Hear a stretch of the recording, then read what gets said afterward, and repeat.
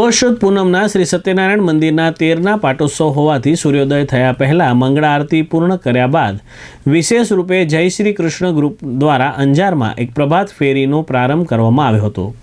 પ્રભાત ફેરી દરમિયાન ગ્રુપના સભ્ય જીતેશભાઈ પીઠાડિયાના જણાવ્યા મુજબ પ્રભાત ફેરી વિવિધ માર્ગે આવતા મંદિરો પાસેથી પસાર થઈને શ્રી સત્યનારાયણ મંદિરમાં પૂર્ણ કરવામાં આવી હતી, જ્યારે બાજુની આવેલ રામકૃષ્ણ મહાવીર સોસાયટીમાં પ્રભાત ફેરીમાં જોડાયેલ લોકોનું સ્વાગત કરવામાં આવ્યું હતું।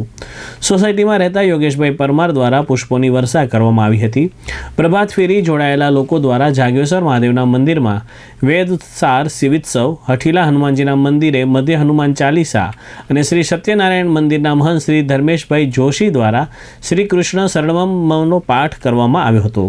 પ્રભાત ફેરીમાં શ્રી રામ અને કૃષ્ણ ધૂન નારાયણભાઈ કોટક, નરેન્દ્રભાઈ દ્વારા કરવામાં આવી હતી અને ઢોલકનો સાથ લક્ષ્મીકાંતભાઈ કોટક દ્વારા આપવામાં આવ્યું હતું।